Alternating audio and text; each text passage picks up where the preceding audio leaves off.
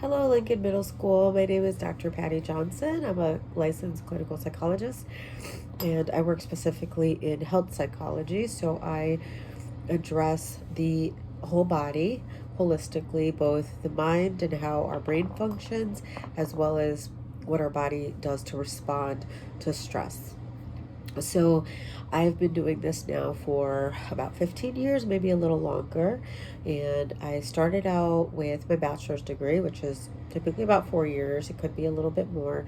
And then I got my master's degree, which was 2 years. And then I got to practice being a therapist under the supervision of a therapist who was licensed, which means that my supervisor went through the schooling required and then also took an exam with the state of Illinois to become licensed, which just says that he was qualified with the knowledge that he needs in order to do the work.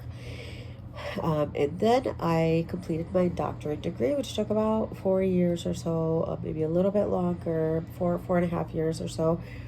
And that allowed me to do a little bit more than I could do with the master's degree. Although many therapists get the master's degree and can still do therapy work. So, what is therapy exactly? It is when clients or patients come in to talk to somebody about something that's going on emotionally. It could be because there was some sudden crisis that happened in a person's life.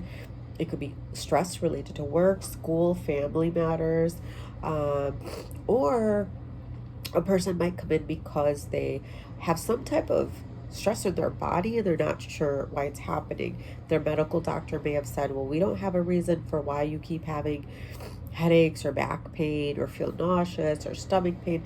And so they might recommend that their patient see a therapist to figure out if that is caused from something that is causing them emotional stress, which can happen often. So if you think about times when you may have been stressed, you think about where in your body that stress sits. That can tell you a lot about how you're doing emotionally, even if you don't connect or realize it right away. So that's what I do in a nutshell, is to make sure that a person gets back to their best functioning and feels better emotionally and physically. A lot of times I'll work with a medical doctor or another professional, a chiropractor, a massage therapist, um, other providers, in order to give care to my patients, so that we're making sure that we're addressing their emotional pain from all angles. I will talk to school social workers and nurses and teachers as well, and things like that. So I think there are so many cool things about being a psychologist, and I'm sorry, I'm really stuffy, but um, there are just so many cool aspects of being a psychologist. You get to hear people's stories, and that's a beautiful process. The downside of it is that you, after hearing story after story, you can become stressed yourself, and so it's important to take really, really good care of yourself. If you decide to be a therapist, make sure that you're doing something good for yourself every single day, and it doesn't have to take up a lot of time or money, but something that is calming for you, that relieves some of the stress that you may carry in your work. Ultimately, though, I find it to be very rewarding, as long as I am keeping a good balance for myself as well. Um, there are many places that you could work. You can work in a therapy office. You can work in hospitals and schools. Um, you can work, if you wanted to specialize in seeing all athletes in sports psychology, or you wanted to see, people who work in the medical field, and you have a passion to support people who are nurses aides, doctors, radiologists, whatever it might be. You can do that as well. You can specialize in what you want, and so you get the additional training to say, I want to work with people in a particular group. Um, so in terms of characteristics that are helpful to work in the field of therapy, in psychology as a therapist or a psychologist, are the ability to pay attention to details, and they could be really small details that tell you a lot about how a person functions. And so to be observant, pay attention to detail, and to have the interest to hear people's stories, that's extremely important. um, to also want to always learn. There's always a new method that you can use with different patients that you're seeing.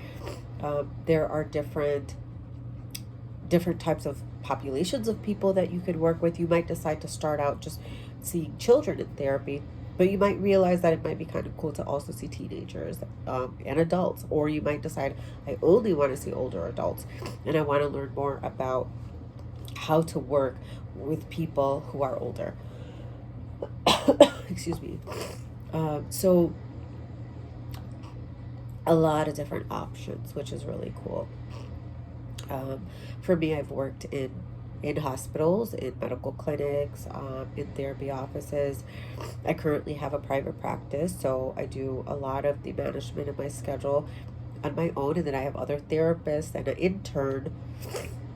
And an intern is that person who gets that year of experience after their master's degree. So I have somebody training with my organization. Um, and there's a lot of flexibility when you have your own practice. There's also a lot that you have to learn if you're willing to learn about how to deal with insurance companies and things like that. There's opportunity to learn about a lot of different things. So um, yeah, it's a really wonderful field. There's a lot that you can do, and definitely reach out and let me know if you have any questions at all. If you're wondering if this is the right career for you, we can talk more about that. And I can be reached at drpattyjohnson7@gmail.com. So please send me any questions that you might have, and I would be happy to email you, or we can get on the phone and talk more about your interest. And you may decide after we have a discussion that this isn't something that you want to do, and that's okay too. I think it's very important to explore what it is that you want, what you connect with, what you love, what drives you to want to be involved, to continue to be involved. So if you have, strengths in math and science, and that's what drives you, this may be this may not be as exciting for you because it is social service, and so it's more direct contact. It's less, there's really not a lot of math at all. There is some math. So when your teachers tell you that you're always going to need math, that is very, very true to some degree, but you don't need as much as you would for um, a different field. So yeah, we can definitely explore that, and I hope that it was helpful for you to learn a little bit about what therapists and psychologists do.